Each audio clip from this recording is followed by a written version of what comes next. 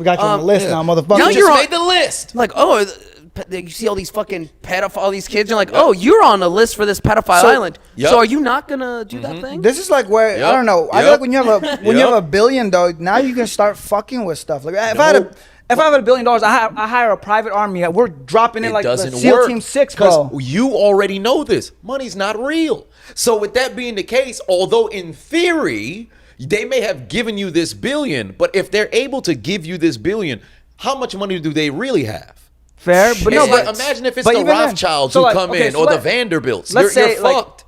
Picture this, right? And this could be a movie. If someone's a movie writer, write this movie. Picture this: Jeffrey Epstein gives me $1 billion to bleach my butthole. All right, I say yes. I'm like, all right, fuck it, whatever. I'll take it just to bleach my butthole. Sure. Invites me to Epstein Island. I show up. I'm like, oh nah, there's some shit going down here. This is some human trafficking shit. Is the butthole already bleached? Yeah, it's bleached already. Okay. Oh, I'm like, nah. And you took the money. I took the money. I'm like, nah. I took the money already, but I see it. I'm like, nah, fuck that. So now I have $1 billion. I go home. I'm like, I'm become Batman. Build my Bat Cave. Hire private military. Hold on. We get a bunch of Samoans, a bunch of Haitians, bunch of these dudes. Hey yo, listen. Hey yo, I go up to you, Dave. You're Haitian. You probably know some Haitian people. I got 50. I do. I got 50 grand each for you. Right? 50 grand each for you. You just come on this mission to take out some pedophiles, right? Boom. He says yes. Now I got let's say I got 30 men with me. We hop in my PJ that I bought with my $1 billion, go over Epstein's Island, jump out with parachutes, boom. All of us coming down, AR-15s, land, start taking all these motherfuckers out. Right. I put an end to Epstein's Island by myself. It sounds good in theory, right? Now, here's the caveat, right? Here's the caveat. Fast 10 been out for a minute, so if you didn't see it, I'm going to spoil it for you. Okay. Right? And the movie Hold on, was let trash. me watch the first 8. The movie was trash. So Yeah. basically, there was a moment inside where I believe her name was Cypher. Okay. Whatever the case was. And Jason Momoa's character had came in, and apparently his money was a bit longer than hers. Yeah. He ended up showing everybody photos of their family members and said, hey, kill her and your family doesn't get hurt. And what did they do?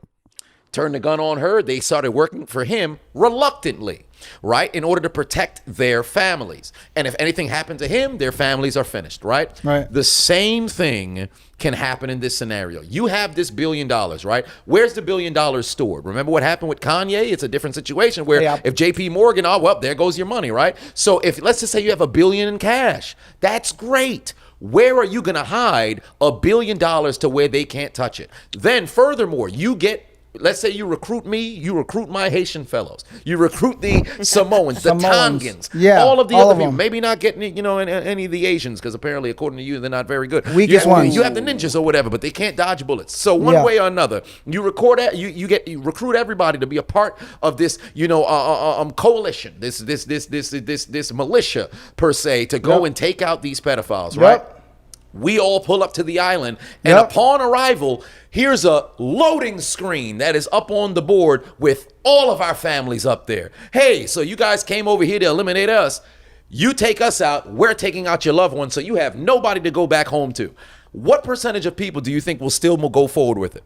There'll be a large percentage who immediately, in order to protect their families, won't take action, and they'll go back home with their tail between their legs because their money goes longer than yours. That's Plot why twist, you I already can't take killed the deal. my family. No, I'm kidding. Right, and that'd be a best game. Like, I'm Chris Benoit. At that point, you can pretty much do what you want. Fair. But it's a situation where the moment that you take the deal, it's over. It's like in music, where a bunch of these people are signing what is it, the 360 deals or whatever the case is. Yeah. And you now are you're working for said overseeing label or whatever the case is, but they have complete leverage that's over you. Because since we were young, they always said, would you do this for this amount of money? And I'm like, man, I take the money. Are you kidding me? That's life-changing money.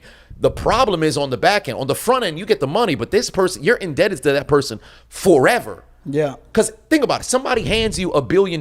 You think there's not something else that's on the other end of it? And realistically, they never give them or you enough to overpower them. They keep you enough to keep you at bay. They give you enough to keep you at bay and just keep you happy and all that stuff. Yeah. But then never enough to overpower them.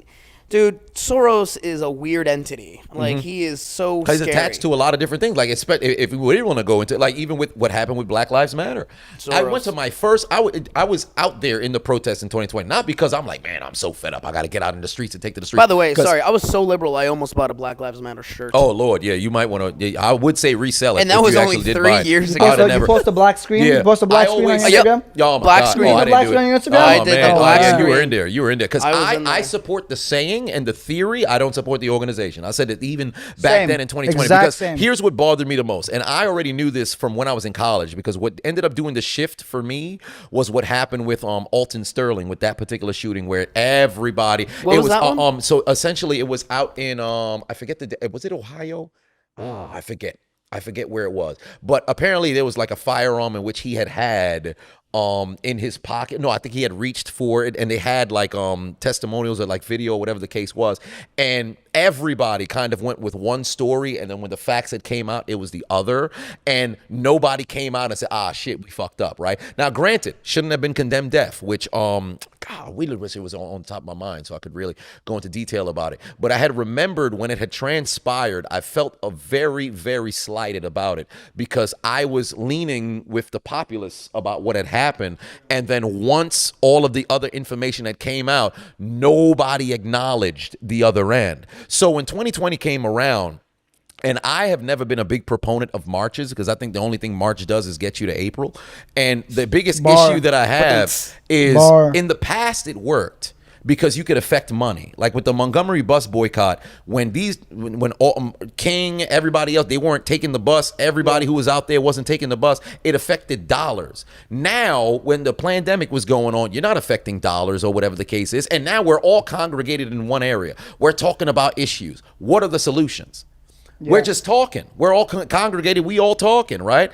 And the biggest problem that I had with it is you're collecting all of this money. What are you doing with it? Yeah. Then to find out 3 years later, because I already looked at it like, yo, man, you people are getting scammed. Right. I've seen this happen before. And then to have everything play out to where these 3 ladies scammed everybody, and you just went, you took this money, you was buying houses for your family, whatever the case may be, and still they're not answering for it. It's still in a situation where it's like, all right, you have public, court of opinion where they're like, oh, these people are assholes, but who's really pulling up on them like, yo, what the fuck, right? Because you'll see people get beat up and killed for less. You step on somebody's sneaker or whatever. Now, let's just say the entire community, you took millions upon millions from the community trying to do what was considered right for people, and you end up being in business for yourself. Right. Nobody pulling up to your front door. That's crazy to me. Right. So I say all that to say, when it comes to like with the Soros or whoever is going to be backing certain things, I always look at it like, okay, let me take a step back.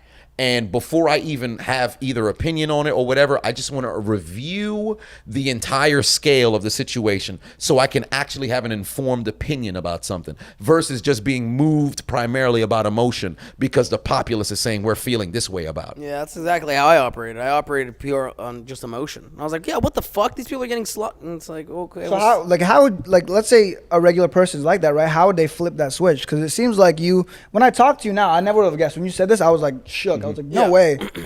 How do people flip that switch? Because I've talked to some people and I've tried to explain very nicely. I'm like, hey, look, this is kind of like how money works, how the world works. Right. And certain ideologies, right? There's a bunch of ideologies of like that people could talk about when it comes to like gay marriage or race relations or abortion, right? Where it's like, that's an opinion. Right. That's someone's thoughts, right? But with something like money, it's super concrete and it's a fact.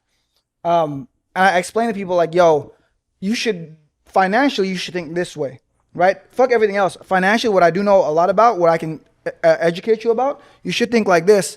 People still think about it and they're like, nah, I don't think so. I think people should just share the money. I'm like, because they don't have the money to go and share. Because it's like whenever people say money doesn't buy happiness or whatever, and then we're like, no, if I had money, I'd be happy all the time. Until you have money and you realize, yo, I still got the same fucking problems. You have to experience it for yourself. Because granted, I do agree to a certain, because it's case by case. There's moments in which you could say, hey, you should do this with your money, you should do that. But it depends on what somebody's actual outlook on life, or I should say what their end goal looks like for them, so it can change up financially. Right. In that that case. However, there is many different points in which they'll say, oh man, I think everybody should share the money, but you're not somebody who's grinding every single day to go and earn it. It's easy for you to say because it's all benefit for you and no risk.